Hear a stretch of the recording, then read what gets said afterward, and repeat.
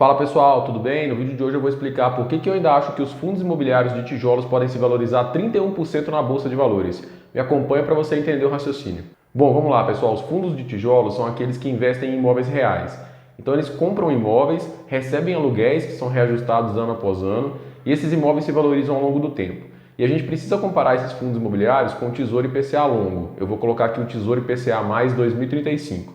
Por que essa comparação? Vamos lá, o Tesouro IPCA oferece dois componentes de retorno. O primeiro deles é o IPCA. Ele corrige o dinheiro do investidor pela inflação acumulada do período. E o segundo é a taxa real de retorno.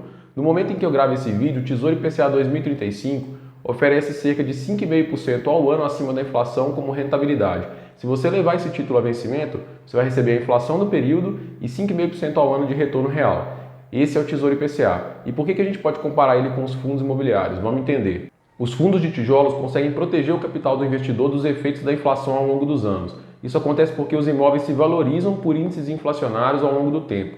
Ou seja, é como se a cota patrimonial desses fundos fosse equivalente ao componente IPCA do Tesouro IPCA mais longo. O segundo ponto é que os fundos imobiliários de tijolos recebem aluguéis mensais dos inquilinos que ocupam os imóveis.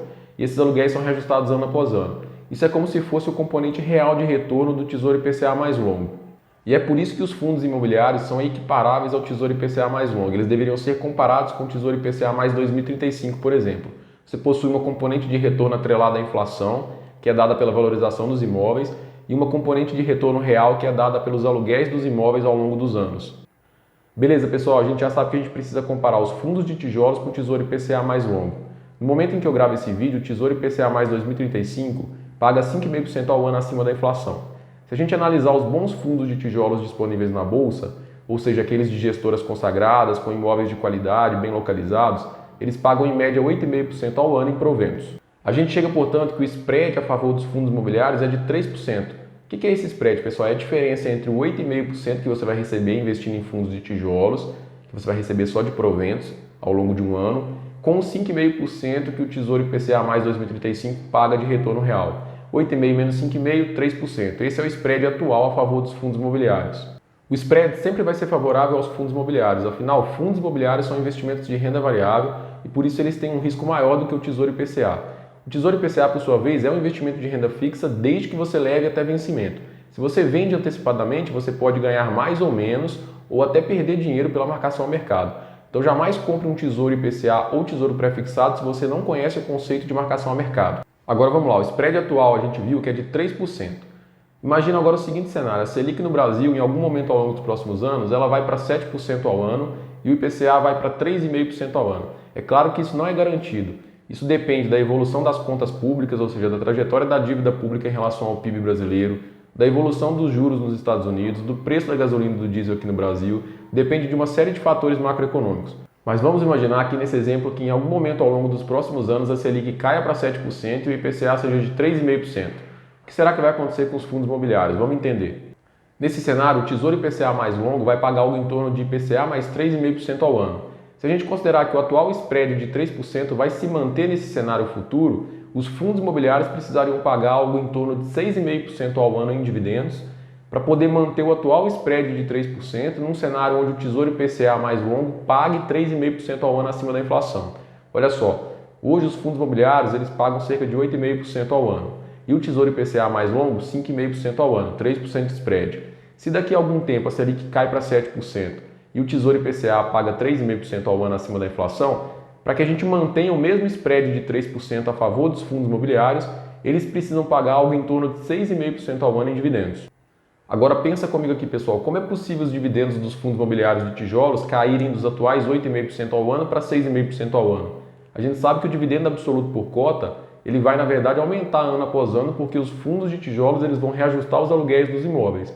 Então como que o dividendo percentual vai cair se o dividendo absoluto na verdade vai aumentar ao longo dos anos? A resposta está nos preços das cotas negociadas em bolsa dos fundos imobiliários de tijolos. Elas precisam se valorizar para diminuir o dividendo percentual, mesmo no cenário em que o dividendo absoluto aumenta. Agora vamos lá, vamos colocar em números para a gente entender. Imagina que um fundo de tijolo custa R$100 e paga um dividendo anual de R$ 8,50 por cota. Isso representa 8,5% ao ano. Esse R$ 8,50 não vai mudar, ele não vai cair, na verdade ele vai aumentar, mas vamos considerar que ele vai continuar constante. Para que esse R$ 8,50 passe a equivaler a 6,5% ao ano, o valor da cota ele não pode mais ser R$100, ele precisa aumentar. A cota precisa, nesse caso, se valorizar para R$131, para que os R$8,50 que você vai receber de dividendo anual sejam equivalentes a 6,5% ao ano. Olha só, o potencial de valorização nesse caso é de 31%. Só que o pulo do gato é o seguinte, aqueles que compraram esse fundo imobiliário do exemplo a R$100, quando as cotas forem para 130, eles não vão receber 6,5% ao ano. Eles vão permanecer recebendo os R$8,50, que vão seguir equivalendo a 8,5% ao ano em relação ao valor desembolsado de R$100. Ou seja, o dividend yield on cost desse pessoal permanecerá sendo de 8,5% ao ano. As pessoas que comprarem a 130, o dinheiro novo que comprar a 130, sim, vai receber 6,5% ao ano. Mas o dinheiro antigo, aquele que foi comprado com o fundo a R$100, vai permanecer recebendo 8,5% ao ano. O dividend yield on cost ele só vai aumentar, na verdade. Nesse exemplo, eu considerei que o aluguel nem vai aumentar ao longo dos anos, mas existe uma grande probabilidade de que o fundo imobiliário aumente o aluguel ano após ano. Ou seja, aqueles R$100 que você desembolsou para comprar as cotas desse fundo imobiliário, eles vão gerar cada vez mais renda para você. E as pessoas que esperaram para comprar e compraram a 130, elas vão receber menos, percentualmente falando. E esse é o jogo na Bolsa de Valores. Quando você compra quando ninguém quer ou quando poucos querem, por exemplo, quando os juros estão altos no Brasil, renda fixa com taxas altas, quase ninguém quer bolsa. Quem compra bolsa nessa época se dá bem. Em resumo, pessoal, nesse exemplo, o capital antigo que você usou para comprar as cotas a R$100 garantiu um dividendo anual de 8,5% para você de forma eterna. Enquanto você não vender as cotas desse fundo imobiliário, você vai receber esse valor. Já o capital novo, aquele que você usou para comprar as cotas a R$130, ele vai garantir um dividendo de 6,5% ao ano para você. Você vai receber R$8,50, mas você desembolsou 130. Isso equivale a 6,5% ao ano. Já o capital antigo não, você desembolsou 100 e recebe R$8,50. Isso equivale a 8,5% ao ano. Na verdade, num cenário em que a Selic vá para 7% ao ano, vai ser extremamente complicado achar bons fundos de tijolos pagando os valores que eles estão pagando hoje. Pouco provável, para não falar impossível. E para que isso aconteça, as cotas desses fundos precisam se valorizar, porque os rendimentos deles vão aumentar de forma absoluta ao longo dos anos, e para que o percentual de dividendos em relação ao valor da cota caia, a única maneira é que as cotas se valorizem. E é por isso que eu ainda acho que a gente está num bom momento para acumular fundos imobiliários. Não mais igual a gente estava no ano passado e até março desse ano, quando os juros eram altos, a expectativa de inflação futura no Brasil ainda era alta e desancorada em relação à meta de 3% ao ano, além das expectativas fiscais que não eram boas. Tudo isso fez com que o cenário da Bolsa de Valores piorasse e aqueles que pensavam no longo prazo permaneceram comprando e acabaram se dando bem. Aqueles que foram para a renda fixa, para voltar para a renda variável agora, vão precisar pagar mais caro. Essa é a lei natural da Bolsa. E é por isso que você deve olhar sempre para frente. Olhe para daqui 5, 10 anos. Não se deixe iludir pelas altas taxas de juros do presente. As melhores horas para você comprar ativos de renda variável são quando os juros estão altos e ninguém quer comprar bolsa. As pessoas só olham para a renda fixa, porque ela paga mais de 1% ao mês, achando que isso vai acontecer para sempre. Essas são as melhores horas para você seguir se posicionando e aumentar a sua intensidade de aportes em renda variável. Eu sei que isso não é fácil, mas você deveria blindar a sua mente e controlar o seu emocional para entender que as quedas na Bolsa de Valores são boas, desde que você compre ativos de qualidade.